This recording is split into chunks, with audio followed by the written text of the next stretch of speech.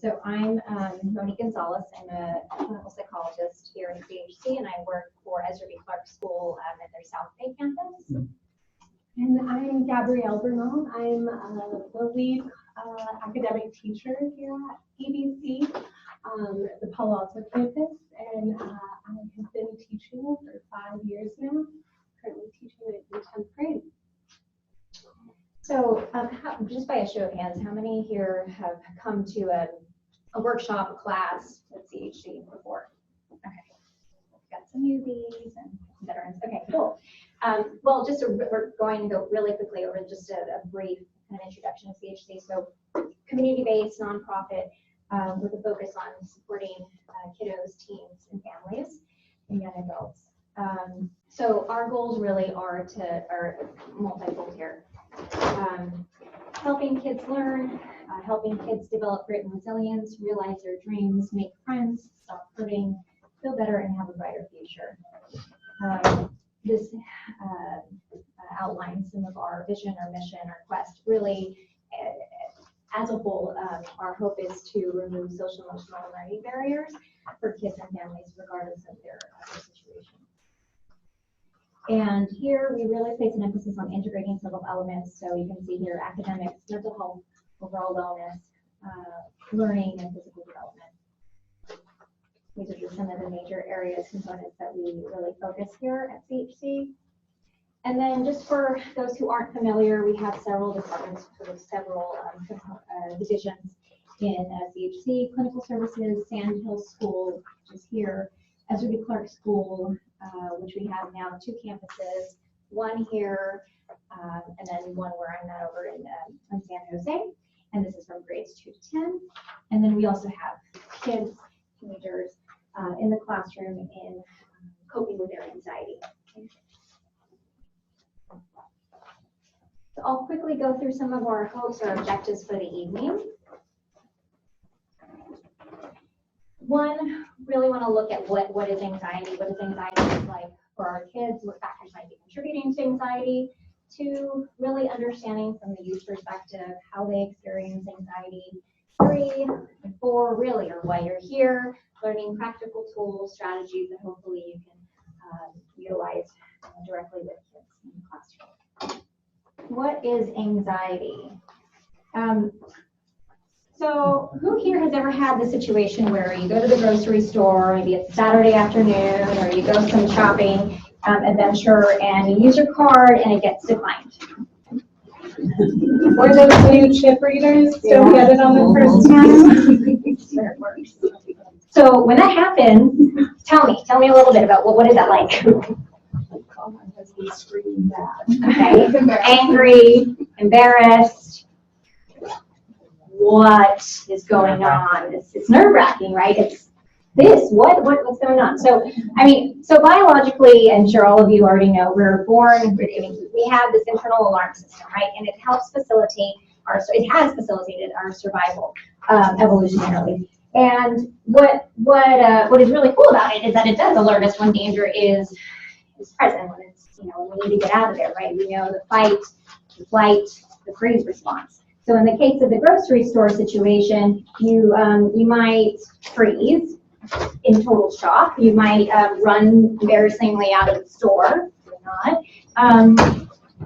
You might want to, argue with have this impulse to argue with someone there at the store, even though they probably can't do anything about it.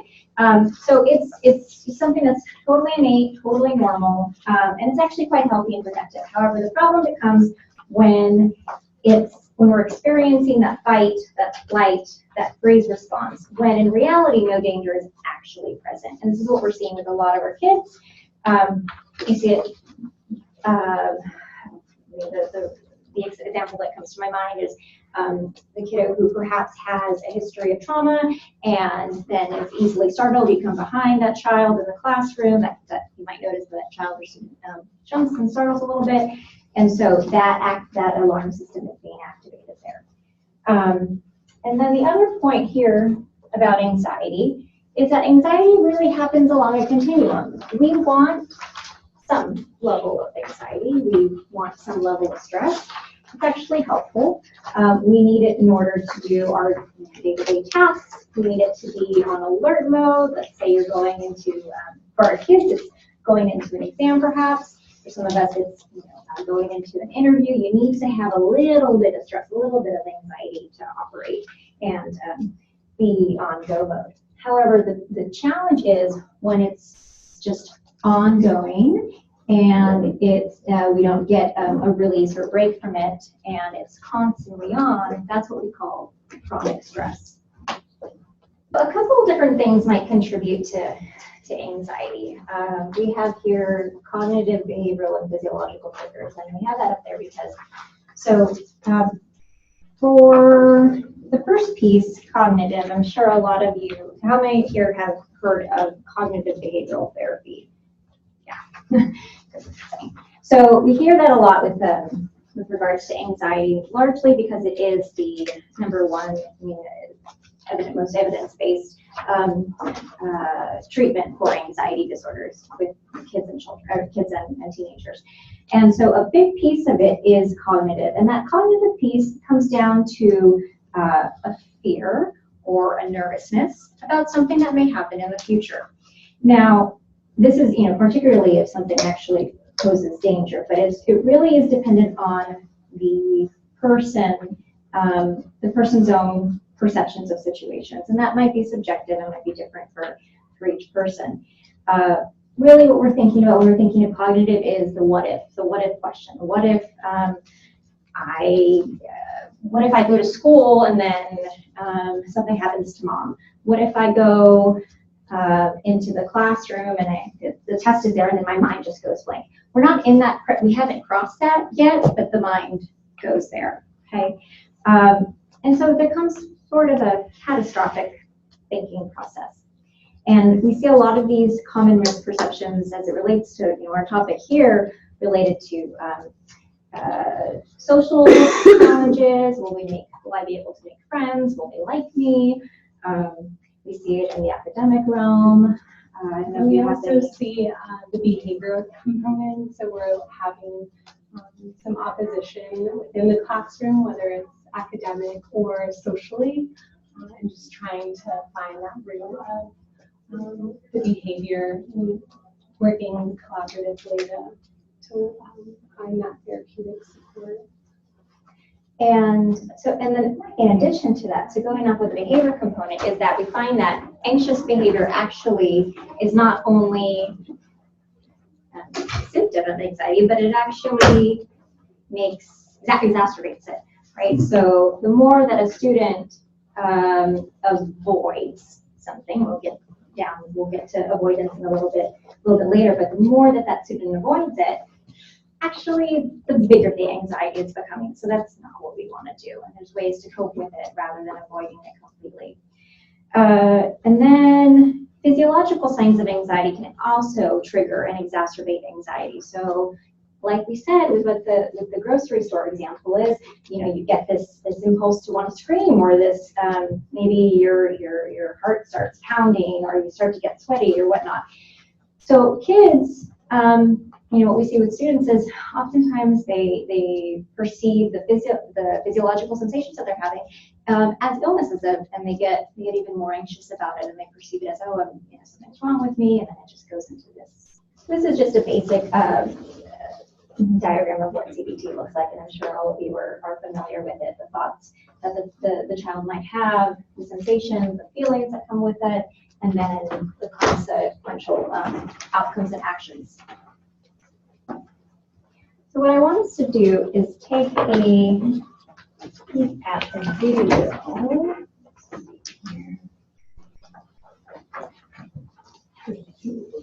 Okay, so I've actually I like this one.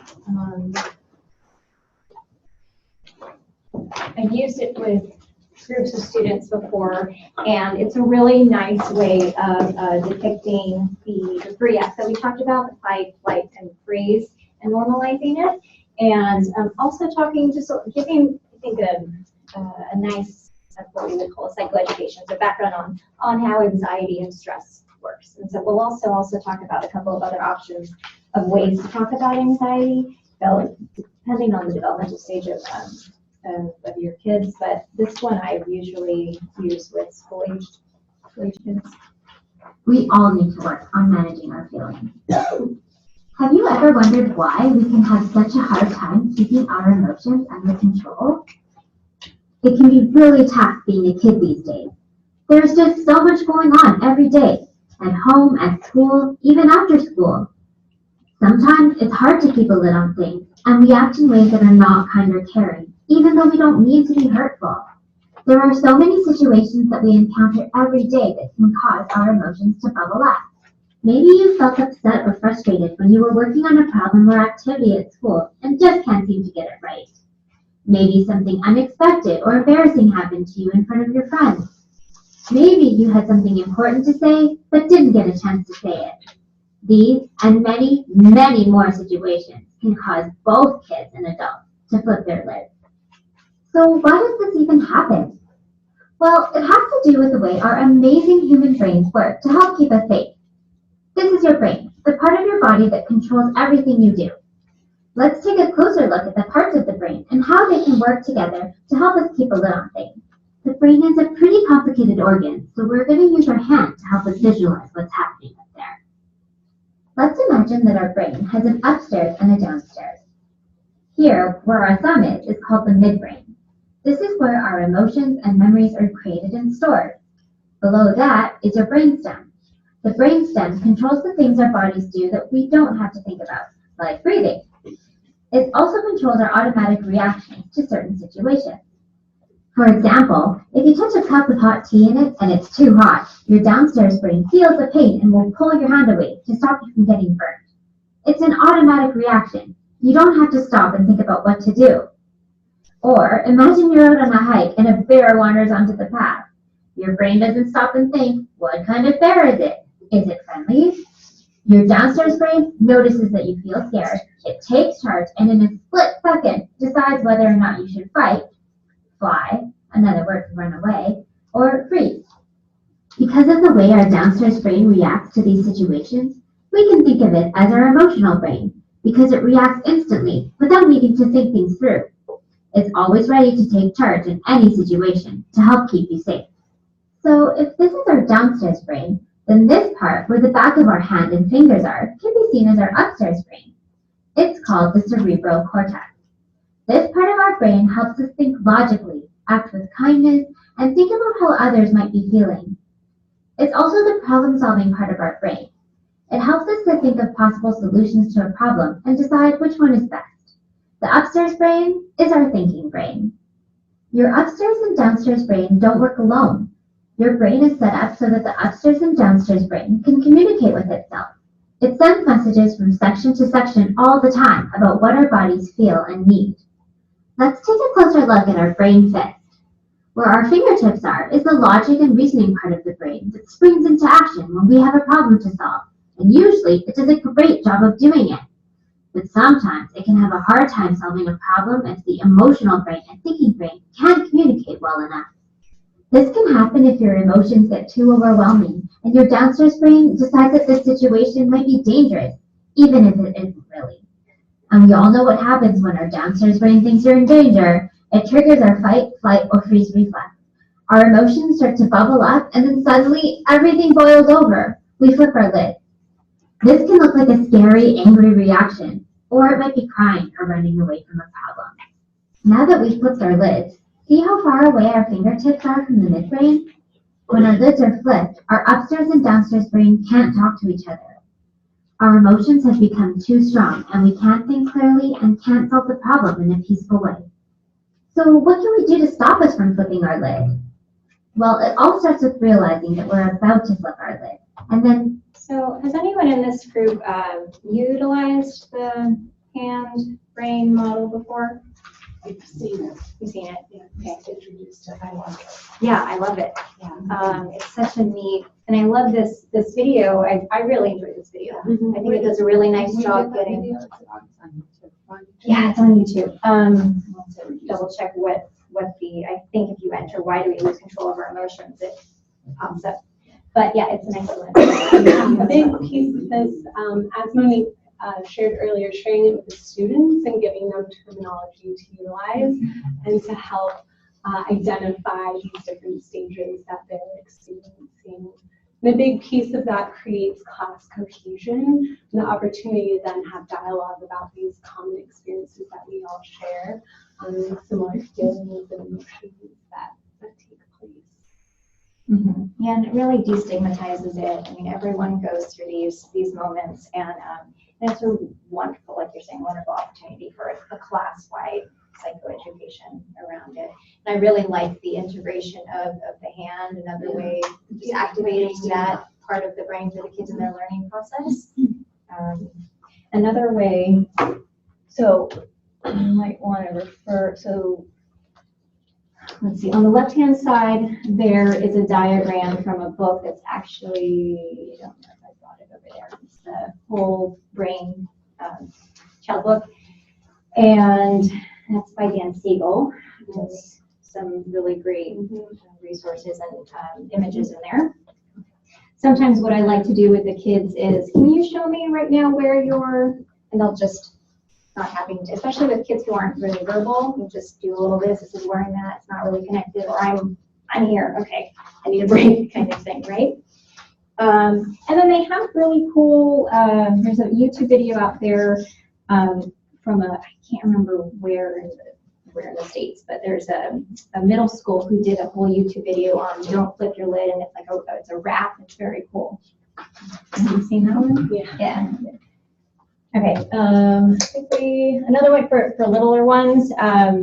Drawing your brain house. Who's in the upstairs, the downstairs. You know, is it calm Carl, flexible Felix, problem solving Pete, alerting Annie? You know, another way of doing it.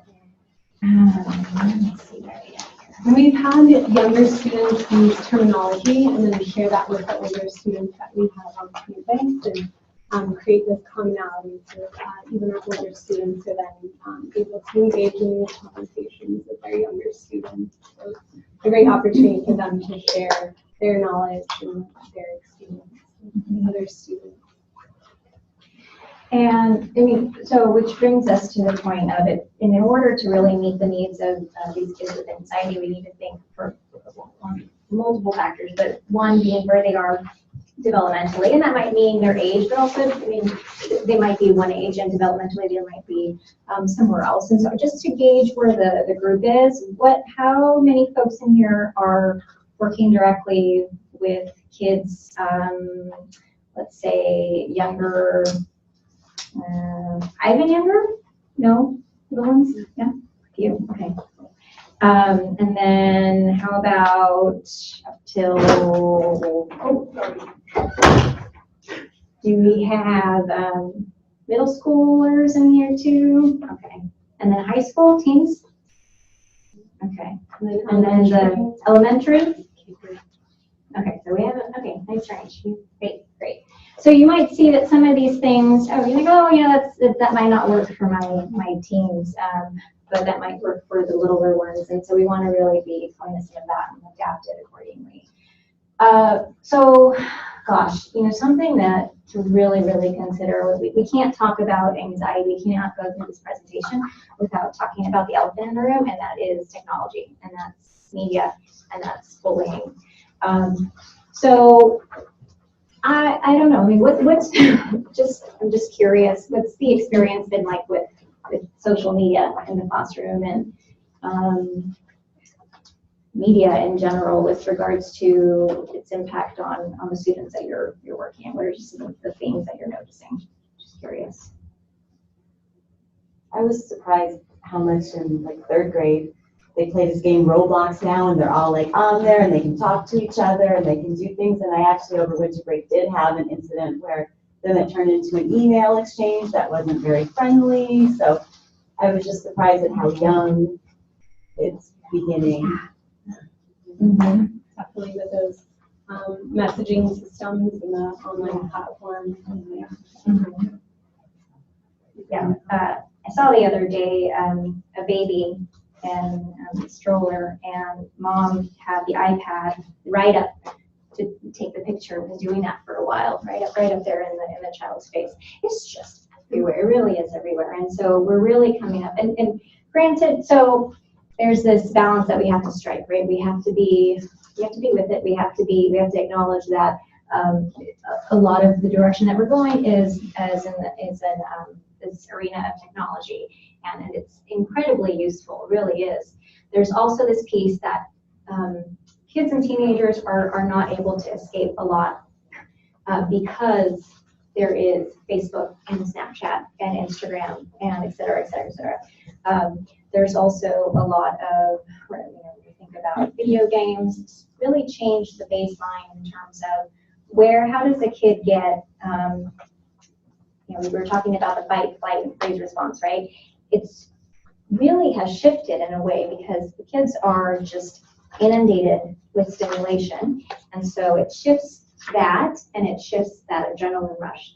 So you all are, as educators, in a position of having to compete with that.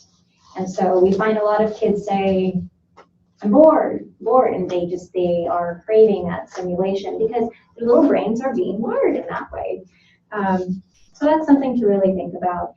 And with bullying now, while it can, perhaps before it was just isolated to the actual playground, now you just can't get away from it. So it's everywhere. Has anyone had any incidents around, or that has come up in their class setting or school setting around online bullying, something like that? I see some. Yeah. One thing I wanted to say too, just to add to this, so just personally, I have two kids, two of them are in this like online world, and I've seen with their friends, I have an 8th grader and a 5th grader, and they're watching all these YouTube videos, and they're watching things that I think normalize some behavior that is put down, kind of teasing, bullying, but it's going on so much on YouTube between all these individuals that what's interesting is my older son isn't comfortable with it, but my younger son, I don't know if it's because he was exposed to it at a younger age, but he and his friends all talk to each other in that way. They like trash talk each other. Mm-hmm. And so I think, there's an element of media and this online world too that is, they're being exposed to things, and things might be normalized for them that aren't, and I'm sure video games too. I don't know, my kids don't play video games, but anyway, I've just noticed that. Yeah, too. YouTube is huge. Mm-hmm. The new TV. Yeah. And we're seeing in the classroom a big piece is classroom management. So as teachers, are we going to allow students to keep their phones? If they are allowed to keep their phones, are they keeping them on their person or their backpack or their lockers or their cubbies? Or are they having to turn them in to a bin, and at the end of the day they get them? Or is it during break time they get their electronics? And just finding what fits best for you, and really thinking about your school's policy. A lot of schools are creating policies around technology and electronics, and just really seeing what fits best for your classroom and your students as teachers. You see them throughout the day, if not all day. So making that classroom culture fit with what fits with you, help support that education. Mm-hmm. And another piece is, so in addition to this, there's a lot of comparison making that's happening, through via the liking and the liking that you like someone's blog, YouTube blog, or Facebook or Instagram picture or whatnot. There's that, and then there's also impact on social skills. So. Texting versus talking in person with someone, very different. So we have to really keep that in mind as well. And then just the exposure nowadays, just to some really serious issues on a sociopolitical level, immigration, terrorism. These are things that our kids are being inundated with. And this is just a little perspective from some sort of teenagers from they're 8th graders at a school in LA.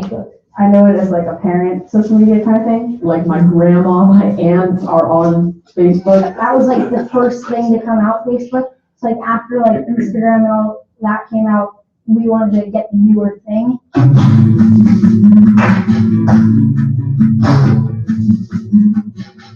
I use my phone for everything. Instagram and Snapchat. I either go on Snapchat or I'm on Instagram. I do use it. I'm on Snapchat and Instagram a lot. I'm using Instagram just to post pictures that I feel like pretty confident about. I usually get above 100 likes. I don't know, probably about 130 in the 200s. Maybe like 74. When a friend doesn't like my photo, I'm just like my photo.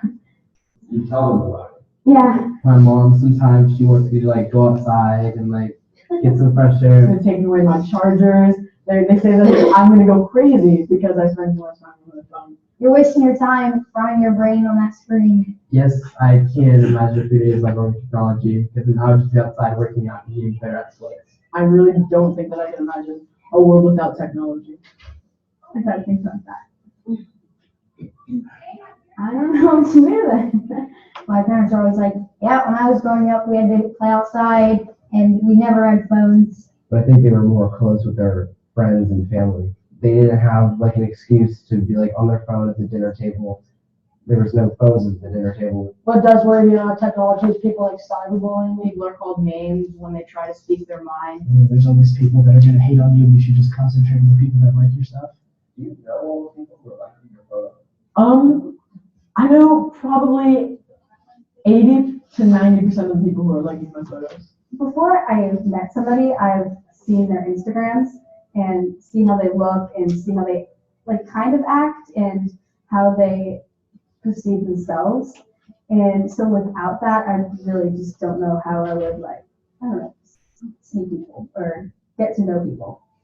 This is my brief but spectacular take. And this is my brief but spectacular take On technology. on being any thoughts, Any observations? There's a professor out of Gavilan College who wrote a brief book talking about the addiction of social media and the need to have, in his case, college students actually have downtime from their media. It seems like he even stated that, or she said, they don't know how to interact face to face. They don't have the skills for developing a personal relationship. yeah, and if you don't have those skills, yeah, that's gonna cause a little bit of when you're having to be. I mean, this continues to be the real world, right? And so you're having to navigate that. It could be problematic depending on the child or teen. And yet they're like so confident to ask someone to like something like that, which to me seems like such an aggressive act. You know, that's strange. Yeah. Totally. It's like you're learning different ways. I think that to me, one of the downfalls of all of the social media is that it really has developed a false sense of friendships and intimacy and closeness.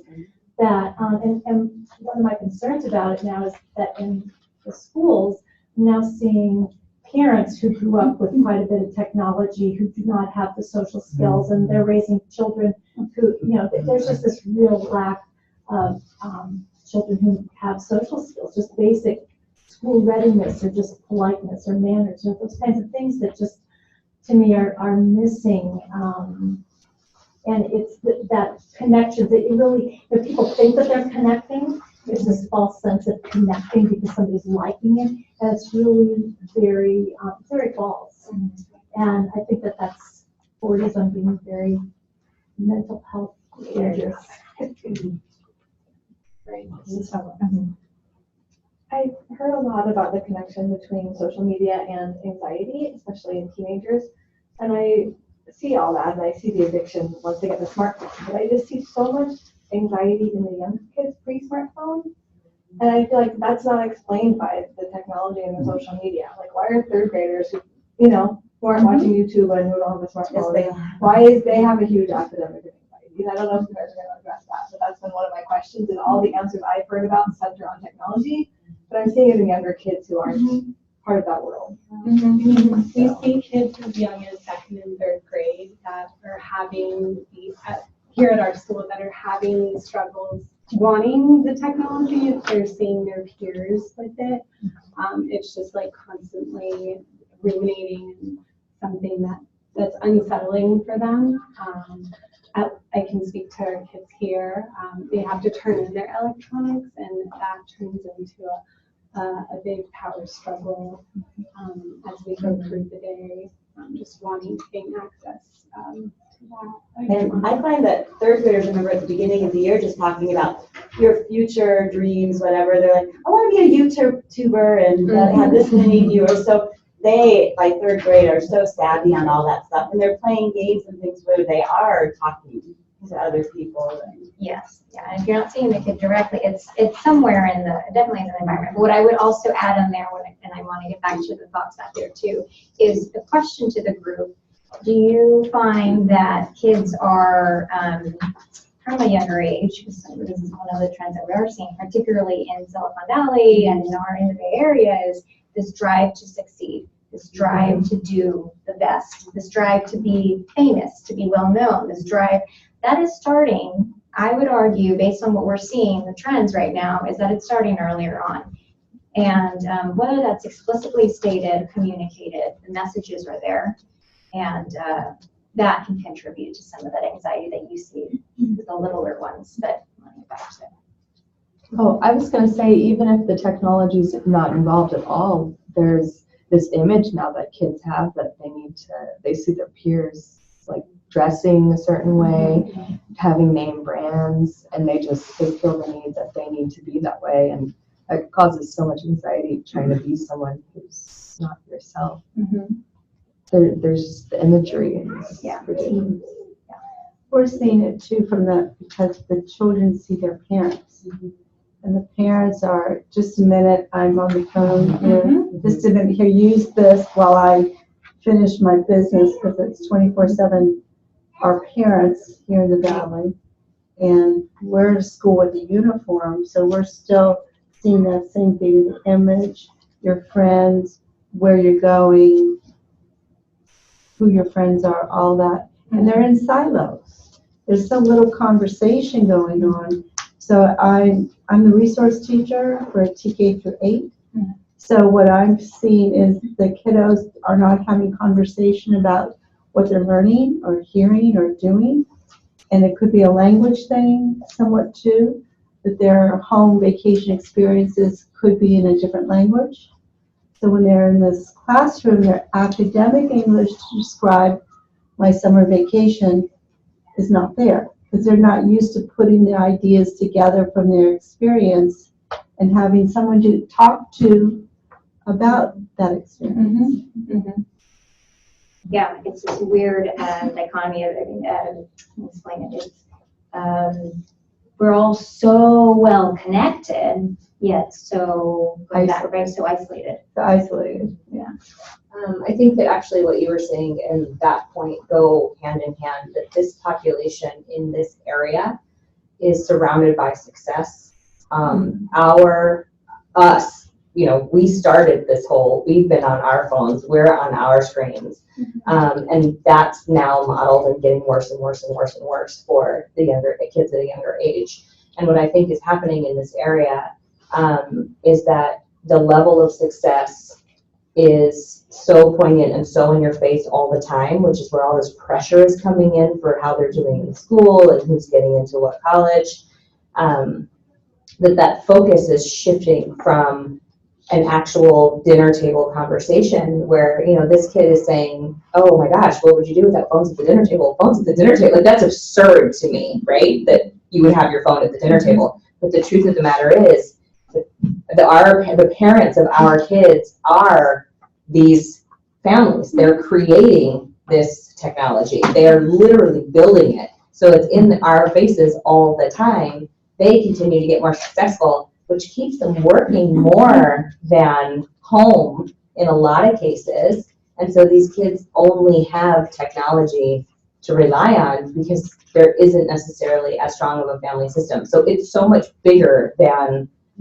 Instagram. The kids do think Facebook's lame. That's just true. They think we use that, so that's super lame now. We don't, it's not as cool anymore. But this is a bigger situation because our parents are working 60, 70, 80 hours a week, changing the world, which it's amazing what they're doing, but it's changing the entire family system. And these kids are very much reliant now on this as a basis of entertainment and structure. There's no family, we're lacking family system, and technology is taking over that. Because I think that it speaks to a lot of what our kids directly in this area are struggling with. Our kids are coming to us because they cannot handle the pressure of a traditional type of environment anymore. It's too much, and that anxiety is debilitating.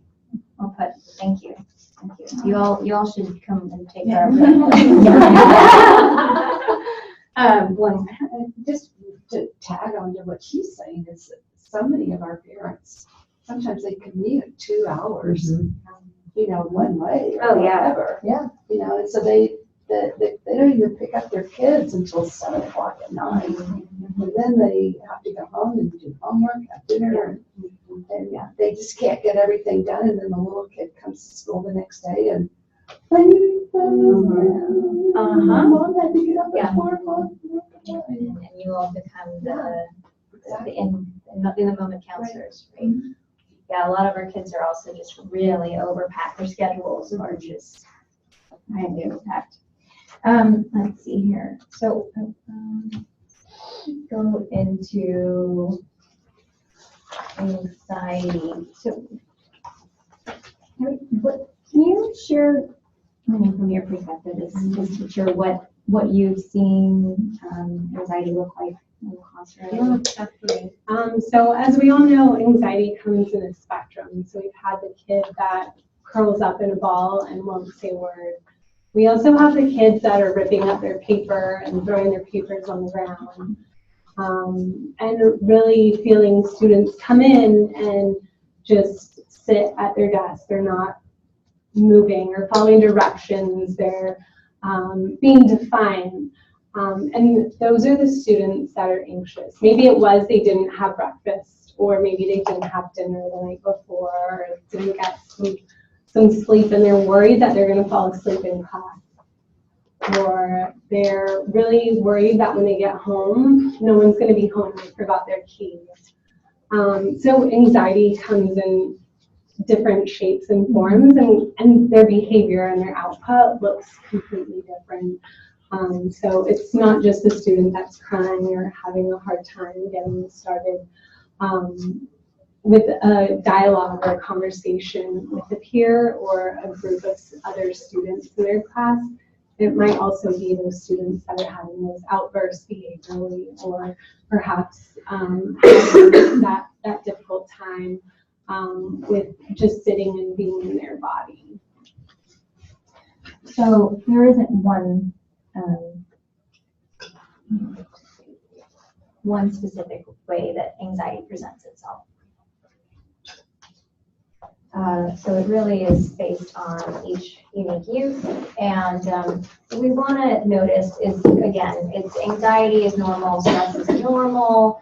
However, it becomes problematic when it's high on these frequency, duration, and intensity. That's to the point where it's affecting their functioning. And we often see anxiety come hand in hand with a couple of other things that might include depression, learning differences, autism, ADHD, to name a few. Anxiety is actually the most frequently diagnosed health disorder for kids. And these are just some of it. I won't go through all of them, but this is for your reference. They're in your slides, and these are just some of the ways, as Gabby was describing earlier, that we might see anxiety manifest itself. This one being pretty common, the physical symptoms. Anger, irritability, often mistaken for other things. How common is the last bullet point? How common is the last? I don't have a number for you. However, we're gonna come back to it towards the end too. Is anxiety and depression often come together, And we are seeing, as I'm sure some of you in this group are aware of, coming from this community, we are seeing a rise in suicides, attempted suicides. We're seeing a rise in depression and in anxiety for many of the factors that you all have spoken to. It is common. We often think suicidal ideation, suicidal depression, but in fact, it's a very real component for kids and teenagers with anxiety as well. You mentioned social withdrawal. Could that carry over into the academic where they just don't respond, like an expressive language where they just don't talk and all that stuff? Yes. Yes, absolutely. What's the context of the anger and irritability as it relates to anxiety? So when you say context, How does it relate to anxiety? Okay, so we actually see for both anxiety and depression in youth, it can manifest in more of an irritable, agitated form. I think sometimes we think anxious and we think withdrawal, quiet, shy, perfectionist. But in fact, and this is very common, so we see this a lot with kiddos with complex trauma, PTSD. We see, we're thinking dysregulation. So a lot of these kiddos are perhaps having the same sort of other symptoms that other kids with anxiety have, like worries. They are perhaps going through, for those who have a history of trauma, are, that in fact affects the wiring in their brain where that connection, you saw that earlier video, the connection between the upper portion of the brain and the lower portion of the brain, it actually affects that wiring, that's the internal alarm system, essentially. And it always, and what ends up happening is that it triggers the kid to a point where the kid is always on alert, always on the defense. Working with a kiddo now who has a history of trauma, and we call it his defense mode. He goes on defense mode, and he wants to fight. So again, we think we can present anxiety in a sort of ways. Again, the running away, the freeze, the fight. So this is just one of those ways in which it can manifest. So does it come up at all for a kid who doesn't have trauma, but has anxiety and anger? Absolutely. Is easily Absolutely. Easily frustrated. And that same sort of impact on those regulation parts of the brain, those connections impacted in a very similar fashion. And there's lots of other, also depends on biologically how this kiddo is made up, and genetically and all of that good stuff, but we can see it go in different formats. So one being more of the irritable, agitated fight mode, and the other is the inward, with the latter being the one who usually goes under the radar. What I've found interesting, at least these last 5 years, anyway, that there has been an increase in the number of kiddos, girls and boys, with selective mutism. And that's just really starting to permeate through the schools. And which is, I'm more comfortable almost with the acting out, dysregulated type of situation versus that total, which, it's anxiety. And it's very hard to have conversations even with the people who are involved in recognizing it as anxiety. That's not that they're being obstinate or whatever. Sure. It's anxiety. Sure. Right. Okay, and I'm just you have this information, and these are just some of the disorders so that you can familiarize yourself with some of the things that might be popping up on different evaluations that you might be privy to, or in those conversations with parents and things. So that's that, and then just the common fears and worries that you might expect the kids to develop, depending on where they are developmentally.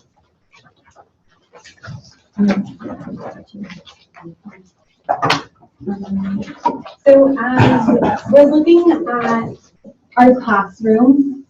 The beginning of the year is a really important time of year. as we all know, a lot of planning and prepping takes place, and a big piece of that is creating a classroom culture in which students are able to have these conversations about their feelings and openly share those physiological sensations that are taking place for them. So it doesn't mean that we're having therapy in class, but it just means that we're able to have honest conversations within a safe space. So a big piece of that is thinking about ways that you want to set that space up for your classroom. We're going to talk about some very specific strategies. A big piece is thinking about the types of dialogue that we're going to have with our students in a group setting, but also in that one-on-one instance when they come in early or they stay behind for a few minutes, and just thinking about ways that we can pick up on our students' body language when they're in a different group within the classroom. So maybe really trying to support a specific group of students that might need some more prompting as we go through the day, and maybe creating those visuals for our classrooms, so that way we're helping our students, whether it's executive functioning in high school and time management, or maybe in the lower grades, it's creating those connections with their peers so that way they're feeling like they can be successful in the classroom and they can take those challenges to help produce that learning as they go through. And so a big piece of that is thinking about the student as the center and then as a teacher, but also creating the opportunity to have other teachers that work with them collaborate. And so oftentimes a student might feel more comfortable with you, and being able to support them to talk to a teacher that they might not feel as comfortable to chat with.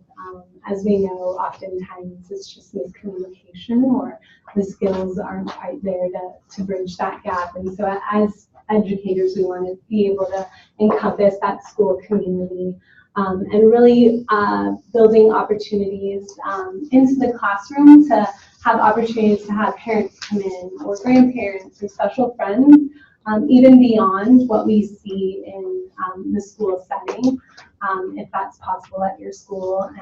And as we have these visitors come in, the students really have this pride in their work and their abilities to share those with people that they love and people they care about and people that care about them, making that connection from home to school apparent to the children. A big piece is creating a safe and calm, empowering classroom. A big way to do that is, as I said, creating those visual aids, having consistency and structure.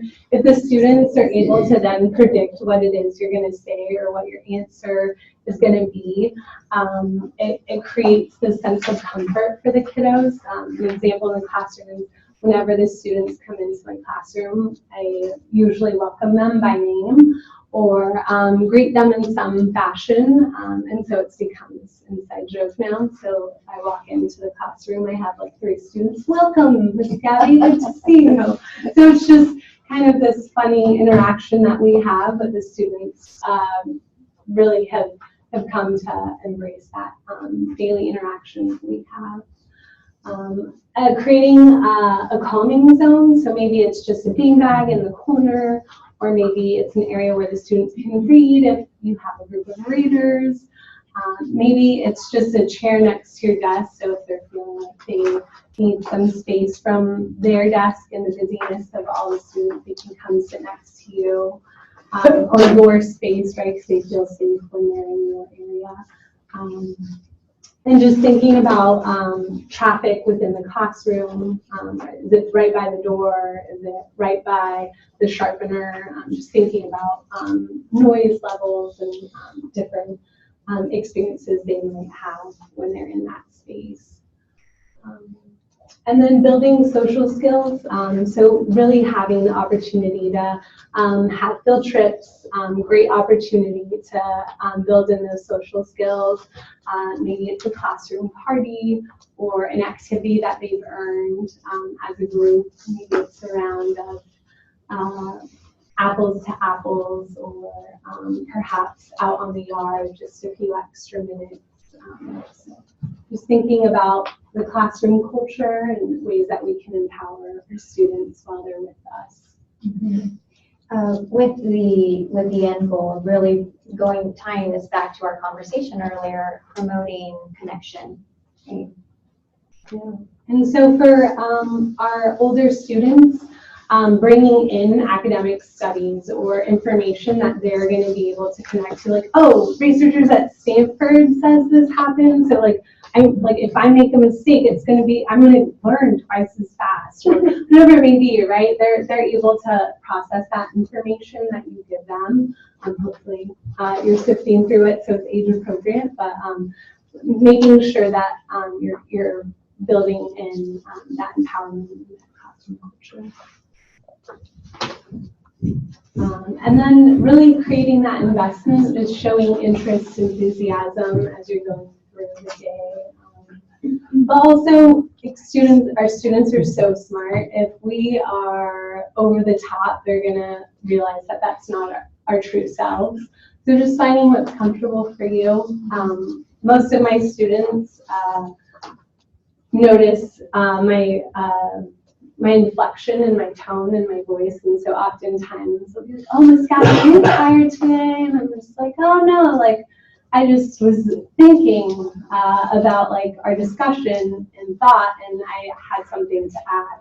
So just really ways to bring opportunity to be honest with your kids in a way that helps them understand those changes that we go through as adults and model that for them as we go through it. And the other piece here, we talked on a larger scale, the classroom, the school, the classroom culture, the teacher-student relationship. Now, for a moment, I want us to just think about self, because you bring yourself to the work, and this is not easy work. Working with kids is not easy, and then working with anxious kids is tricky in its own right. And so I'm a big proponent of mindfulness. And mindfulness, so it comes down to having a present moment awareness of and getting attuned to what's going on in your surroundings, in the moment, and what's going on inside of you. So that might be thoughts, that you might be having feelings, emotions, or physiological sensations that might be happening for you. And this is a great, and engaging it for yourself, it's a great model you bring in a very authentic way for your kids as well in the classroom. And so it's important to note that, so it's totally normal to have your own reactions, you're human beings, and so these kids are going to push and pull certain things. You were mentioning, there was a talk over here about how those who are more quiet and the selective, kiddos with selective mutism might pull something for you, trigger something, and then those who are just super, say, defiant or very agitated all of the time and come in like this, and that might pull something else for you. So, and just noticing that, giving yourself that mindful pause to notice it and just notice what it does for you, that's going to allow you to respond better rather than react, right? And ideally we want our kids to do that. We want our students to do that. So if we're modeling that, that's awesome. And it's about, and when you can, noticing what you need to do for yourself, because you can't serve from an empty cup, right? And so doing those things that fill you up so that you can be the best helper that you can be for these kids. Right now, what I invite you to do really quickly is there's a paper in your folder somewhere, something that says, I think, grounding anchors, drop your anchor. And what I want you to consider right now for a moment is identify for yourself, it looks like that. Identify for yourself one stressor, maybe perhaps something so that might be present for you today, perhaps it was present for you yesterday, perhaps maybe it pops up for you over the course of your work week with your students. One stressor that comes to your mind. And what I want you to do is just, and it can be something work related or not, it can be something personal. And I just want you to quickly on the side, or the bottom of your paper there, just note down a little word or phrase that might remind you of that stressor. Something that we do with our kids is identify their stress waves. So waves that can be, academics, making friends, dating, getting accepted into that club or whatever it might be. What we want to do in this moment is practice a little bit of that. And so in addition to writing down and thinking, or you can just reflect on it, you don't have to write it down, is think about for yourself a grounding anchor. So imagine yourself in that boat and you've got this stress wave coming and you need something to ground yourself in that moment. I want you to just take a moment to identify for yourself what that might be. That might be connecting with your breath. That might be noticing the ground touching the surface of the floor. That might be something on your person, so you might have, you're carrying a stone, or there's a certain pen that you like to use that is your little, your special pen or whatnot, or there's something on your desk, or there's something on you that grounds you. It can be noting your heartbeat. It might be a positive mantra. So what I invite you to do, just for a moment, is think about what might be your anchor, okay? And once you have that, I invite you to just write it down. You're using the word stress, and you use the word anxiety. For you, are they interchangeable? Great question. So, yes and no. You have to identify it, and I think I'm grateful for you for pointing that out. Some might call it, so that which might cause us stress, or that which might cause us anxiety might be stressors. We might name it something else.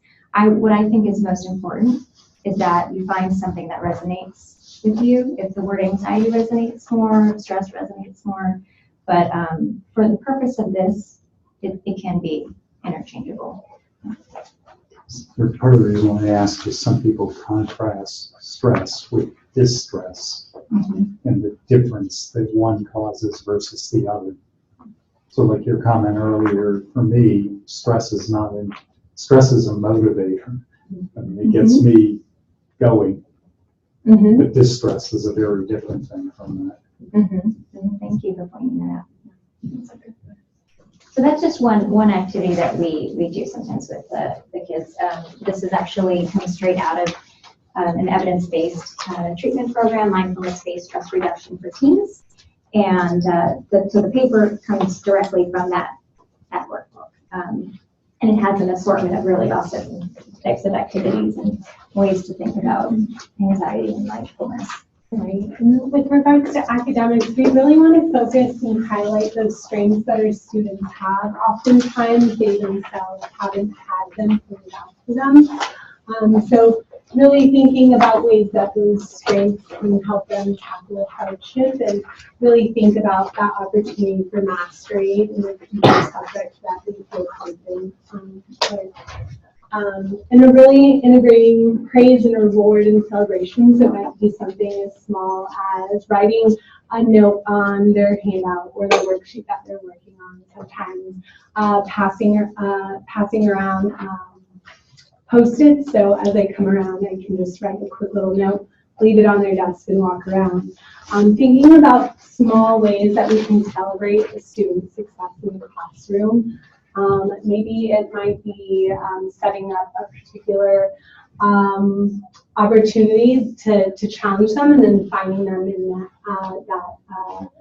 that excelling at that challenge, and identifying that you notice that they said that's okay in that moment, and really knowing that they can do it next time.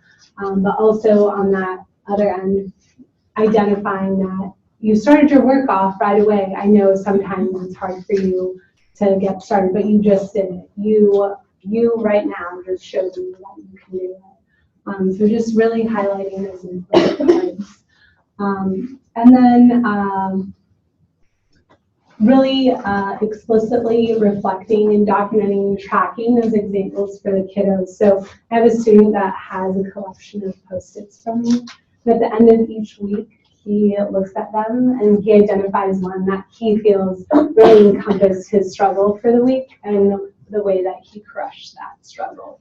So it could be something as small as a Post-it, but it could also be something bigger, and really looking at ways that the student is overcoming their fears. So perhaps the student is uncomfortable with homework because of past experiences or past failures, and identifying what homework they're comfortable with doing. So maybe it's they really love cooking at home, and they're gonna write down the recipe to one of their favorite recipes or dishes and bring that in and share that with you. They did something at home and brought it in and shared it with you. So just finding ways to meet your students' needs. It could be something as big as writing an entire essay at home without asking for support throughout each process from their teacher or a parent. Just really being able to tackle their fears and really tracking that progress for them, helping them do that. And as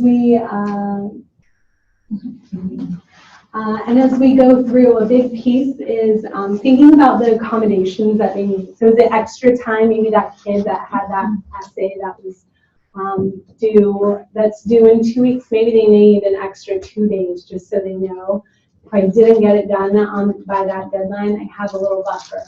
The world's going to be okay. It's just a paper. Maybe it's a break inside or outside of the classroom. Maybe they just need to go get water a few extra times than the rest of the kids in the class. But maybe it's walking down to the front office and chatting with one of their favorite front desk helpers. Maybe it's one-on-one support or a copy of the teacher notes. Maybe it's a copy of the notes after class, or maybe it's having that copy of notes before class starts. Really offering, or not offering, but advising perhaps an area that they might benefit from having a tutor, or maybe the after-school homework club, or maybe using their advisory class, or some time in their schedule where they can work on that particular subject that they need a little more help on. Looking at those organizational skills as we go through all the paper, the files on Chromebooks or iPads as we go through, being able to find them and manage their material as they go through. I've had students that have one file on their Chromebook and everything is in that one file. They didn't realize you could create more files. So. Helping them manage those real life skills.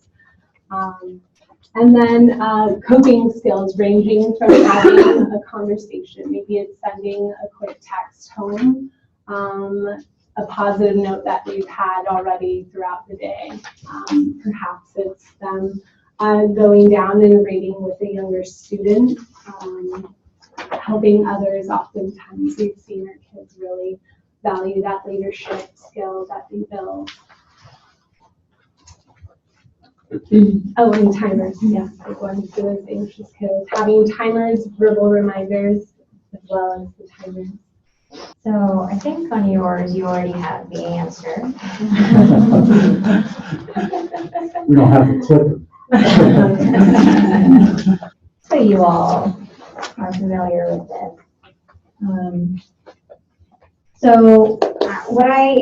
Because we can go through and we can offer all these different strategies, different tools and accommodations, but really when it gets down to it, every kid is so unique. So, and we're not going to know, and I mean, you can be throwing darts in the dark all you want and, trying this, and sure, there's going to be a lot of trial and error, but why not, if you have the opportunity, if you have that quiet moment where the kid is actually calm and interested in talking with you, why not have an open conversation with that kiddo and say, hey, what's up? What's going on? How can I support you here? That's really that's what you're going to get at, identifying really what's going to work for each kid. So let's see here. Is anybody here familiar with the collaborative and proactive solutions model? No. No. Okay. Yay. Okay, so collaborative proactive solutions model, I'm gonna go into that framework. And it's essentially having a proactive collaborative conversation directly with the student, directly with the child. And this model was developed, it's evidence-based, it's been tried in an assortment of different settings, school settings, therapeutic programs across the country, and developed by Dr. Ross Green. And I highly recommend looking into some. Oh, I'm just laughing because she brought it. I bought a set of books for our school principal. Oh, Yeah, for Ross Green. cool. Yeah. Nice. Yeah, so I highly recommend looking into it. So essentially, it's about identifying the lagging. So it's moving away from the problematic, challenging behavior, moving that focus away from that, and really understanding a kiddo's challenges as coming from a place of lagging skills. Okay, lagging skills that are making it difficult for them to meet certain expectations. Okay? And so it's identifying a lagging skill in this model. You can go, when you go online, they have all kinds of resources and a list of all the different possible lagging skills. And then you go ahead and you identify specific examples in which this lagging skill might be present, in which maybe there's a problematic situation that comes up in certain, for example, let's say, perhaps you've been noticing Maria having a hard time initiating her journal entry in the morning period. You notice that she seems distracted. Is it anxiety? Is something on her mind? Does she have trouble with just that step of generating ideas? You have no idea until you talk with Maria. So to go over it really quickly, and then what I'll do is refer you straight to that website if you would like to learn more. So it breaks it down into several steps. One is, and first of all, before anything, identifying a time in which the student is in a place emotionally ready to have a conversation. So this is not happening when, Maria is giving you attitude. This is not happening when, Joe is tearful and super anxious and highly dysregulated. That's not when this is happening. This is happening maybe in that, like you were describing, in that quiet moment in the morning. You seem a little bit, kind of chill and ready to engage in a conversation. Hopefully it's happening in that space. And then what you do is, in the first step, which they call an empathy step, is really going into it with the sole goal of gathering those nuggets of information from the student, and really understanding their perspective, and just actively listening. So, for example, you might approach Maria and say, hey, I noticed you've been having difficulty getting started on your journal assignment in the morning. What's up? Notice that in this, there's no mention of, I noticed that you're staring out into space. I noticed that you're not doing your work. We're identifying specifically what the expectation is, okay? And it usually starts with, I noticed you have difficulty, and then what's up? And all you're doing in that step is you're just presenting it, and the student then says, well, so some things have been going on at home. Okay, tell me more about, what not. Or perhaps like, oh, I don't know, I'm tired in the morning, and okay, tell me more about that.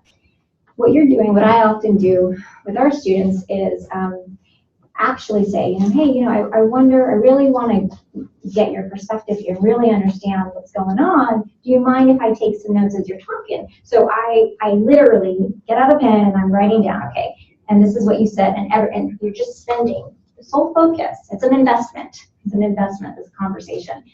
You're just focusing on gathering those nuggets of information is all you're doing. You're not saying anything other than, okay, so let me make sure that this is summarizing it. This is correct. Is there anything else that I should know about this, right? So you really want to get their perspective.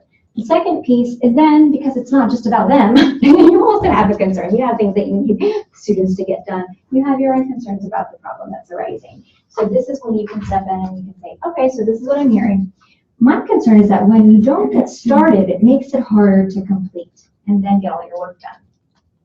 So you have an opportunity to present your own perspective, okay? And by then, and at that point, you should have already probably thought about what your problem is with the situation. If there isn't a problem, then you probably don't need it. It's not worth going into.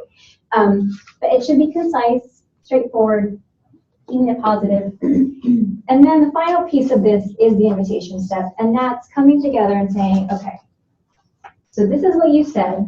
My concern is this. I wonder if there's a way we can help you get started on this journal assignment to get your day started on a good night. What ideas do you have? So then it's a collaborative process. Okay. A lot of times we end up doing strategy in a reactive way, and so what we want to do is get more into the habit of doing it in a proactive, collaborative way. Okay. Is there any questions about that? And I'm just gonna keep it at that, and then refer you over to that website. I guess I can go to the website. What do you do when they don't know why? I mean, I've had so much. I don't know why. No, she's having trouble with this. And they don't know why they're sitting there staring at their paper and not doing anything. Great question. And I would I didn't print out all the handouts for this, but there's a drilling sheet on that website on awesome ways of gathering more of that information in a way that's not, I don't know why they call it drilling sheet, really, because it's not drilling them, but really great techniques on gathering more information. And the website is livesinthebalance.org. It might be really small on your papers. Lives in the balance. Yeah, I don't know if it's live. Not live. I think it's live.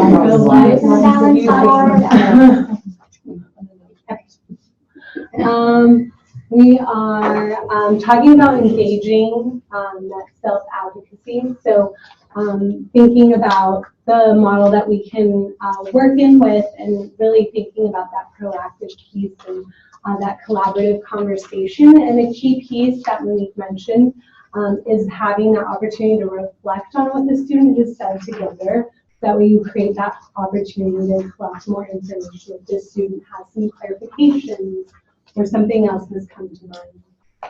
And really modeling ways that we can engage in that self-advocacy. So maybe in a moment you're not ready to communicate with the student, you're going to say, hey, I have a few things that I'm dealing with right now. You're really important, and I want to make sure I'm giving you my full attention. So I'm going to ask that you wait a minute before we can discuss your problem with this question.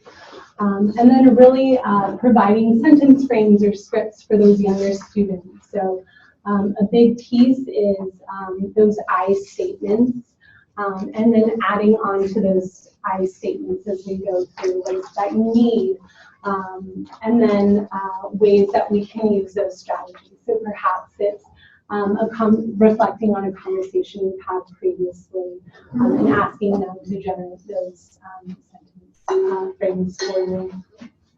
Using code words, so perhaps to take a break instead of taking a break, that when a student asks to go to the restroom, that they're going to actually go take a walk down the hallway instead of actually go to the restroom. But you've already had that conversation with the student that is going to take place. Let the students tell you what steps they're ready for, and develop that plan. So really breaking down and creating goals that are attainable, but also creating those objectives that we can measure, which leads to our next point of checking those goals. When we create goals, that's awesome, but really coming back to them and reflecting on them. But really seeing if the student is motivated for them when we come back to check on them. Maybe they were really motivated to try out for the soccer team, but maybe as tryouts approach, they're like, maybe I want to try out for the cross-country team. And really thinking about what skills it is that they're wanting to fulfill and work on as they're creating these goals. And then identifying, is it short-term, long-term, is it future-oriented? So is it within the week, within the month, within the year that they're wanting to meet these goals that we have? And then recognizing the power in writing down our goals, having a tangible piece of paper that we can reflect on and look at is going to help with that monitoring and checking in. We now have our older students are responsible for writing down and cataloging their goals, so they're able to reflect during the first month of school, I had the goal of coming to school every day. I'm at school every day now. I can't believe that was my goal, but I did it, and here I am. So now their goal is to transition by the end of the year. Oh, that was the same goal they had at the beginning of the year, but they kind of lost focus of that as the school year went on. So I'm cognizant of time, and I want to make sure we get through some of the other stuff too. All I want to say is, so this is just some points around test taking that often comes up for kids, for students with anxiety, some strategies that they can engage in prior to the test taking and then during the test taking. And you can feel free. Are you able to read that on a little bit tiny? Yeah. And then one that wasn't on there that I realized today I use with a few students is earplugs when we have the test day. Just having the opportunity to control the noise input that they get a bit is pretty helpful for some of them. They don't like to wear the headphones, so they use earplugs. And some of them know that that's something that works for them, so they started using that at home as a strategy as well. And then just a special note, coming back to what we were saying before, let's not feed that anxiety monster.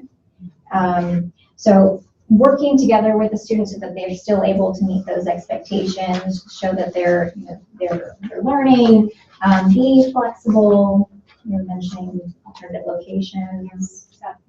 So, yeah, and so just seeing if the student understands the material, so maybe instead of writing a paper, they're creating a PowerPoint, they're still creating written work, it's just in a different form.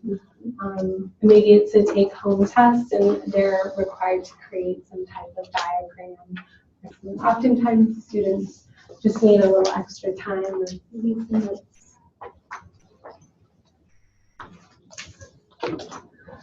Social skills is a big piece that we've been talking about, building those connections within the classroom, and also thinking about ways that we can have opportunities to highlight their positive interactions. And a few ways we can do that is through role-playing, comic strips, story time. I start out the year with a children's book, even though I teach high school kids. I will read what do you do with an idea and just try and really implement that mindset that all of our ideas are super important and we want to make sure we foster them and that they grow. It might not be the best idea, but it's still an idea worth having. And oftentimes thinking about ways that we can build off of that. And so creating comic strips, we have technology at our fingertips, so sometimes our students like creating online blogs, or maybe it's a short game. They're making something on Scratch. It just really depends on what your flexibility is like in your classroom. Outside the box. I have a question. I don't really know what you mean by forecasting possible scenarios. Yeah. Forecasting possible scenarios of what? Of dread, of positive, of what? I mean, I don't get the context for that whole thing. Yeah, so it might be over winter break. What happens if we get a gift that we don't like? What should our response be? And then thinking about that situation and then coming together as a group to talk about that. So anxiety producing scenarios, that's what you meant. Yeah. Okay. And then they could also be used for those positive moments as well. Maybe ways that we can celebrate. Or Yeah, so let's see. No. How calm are you feeling right now? That's what it's like. We have a few minutes. No. So what I want you all to do really quickly for me is put your hand, whatever you have down for a second. Have one of your hands, right or left, doesn't matter. And pretend you've just cut a lemon, citrusy lemon, you've got half of that lemon in your hand and it's right there. And when I say go, what I want you to do is squeeze as hard as you can. Just squeeze, imagine just squeezing out all of that lemon juice, okay? And when I say release, let it go. Just drop that lemon to the floor, okay? Ready, squeeze. And release. Okay. Who's done that before in their class? Yeah, cool. Another one you can, so that's, with a lemon. Another one you can do is have the kids pretend that they're a lazy cat just got up from a nap and they stretch out and then they stretch it over their hands and they keep it up there and then they release. Sometimes we use the spaghetti, we call it spaghetti technique. I've used the tortilla technique, whatever you want to do to get a ragdoll robot to get this idea of tensing and releasing, promoting relaxation. That lemon thing I think is really cool because it's super discreet. They can do it under their desk, right? You can do it with your toes. And so this is on there. There's a couple of other ones. Hiding your shell like a turtle. If you're on a swing. For our older students, we often do dig your toes into the sand. Where you'll be able to see your feet or your toes in your desk. Okay. Go through this as calmly as possible. So progressive muscle relaxation, you can go through the different parts of the body. There's different strips out there. Deep breathing is great. One of the things that I like doing with the kids is they can use their hand and they trace in and out, in. So it activates that other, using their tactile, exactly. 2-syllable mantras, relaxed. So we might have them take a quiet moment and rehearse this. 2 syllables is shown to be very, very helpful. Relax, mindfulness. So I have at the end of the presentation there's a list of a couple of different resources. There are apps, a ton of apps. I know you talked earlier about technology and all that stuff.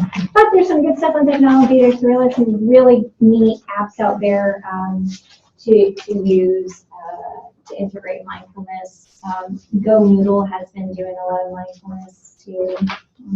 Headspace, Mind Yeti. There's all kinds of ones out there. Yeah. I have my little ones smell the flower and blow out the birthday candle. And when I had my most stressed little first grader, sharing it with other first graders. And we talked about calm zone ideas. There's a variety of different ways depending on what your classroom setup is, what ages you're working with. So this here is actually my office in the South Bay. And so I've got like a little corner here, put some like essential oils and well, you have to be careful sometimes because the kids get excited and then the whole room smells like orange citrus.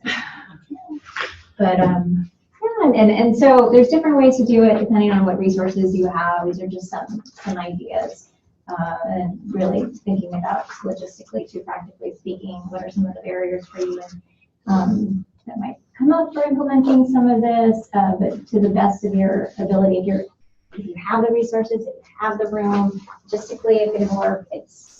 It really is. It's an amazing tool for students. And a big piece for this is also incorporating arts and crafts. I've taught students how to knit with knitting needles, and for those students that I might not trust with knitting needles, finger or arm knitting has been a big hit. And then also really thinking about that maybe a class puzzle. If we finish an assignment early, we can spend 5 minutes working on a puzzle, something small that builds that group cohesion. This is just a note about the importance of language when we're talking about anxiety. Being sure to meet the child where they are at. So for the little ones, sometimes I use worry bully or worry monster or whatever, and maybe they might have created a name for it. Seems like your worry bully is playing tricks on you again. How do you feel in your body when that happens? the importance of validating, going back to those collaborative conversations that you're having, really can't emphasize enough the value, the power in just active listening and validating a kid. Tons of power in that. And then if you're able to use a visual somewhere in your classroom with a thermometer range, helping them identify that it's not just one big thing, but we can actually move on the thermometer. We can go from a 9 down to a 7, and that's tolerable. Hey, I work in preschool, preschool, and I have one boy particularly that shows signs of being anxious. But I started. I'm being really careful about the language that I use because he doesn't have any language right now to identify. It's such a physical connection for him because the way it's visceral for him because he is so young, right? There's not a big disconnect between his cognitive and his body. So I started saying things like, "Do you feel? You might feel nervous," or I think I said nervous. Then I thought, well, maybe that's kind of like maybe I'm giving him like a handle to hold on to. That's not a positive, like a real descriptor for what's going on with him. So then I started using the word uneasy. I said, "You look like you might feel uneasy." So I'm trying to. I mean, what do you think about that? Is it to use the word anxious? You look like you feel.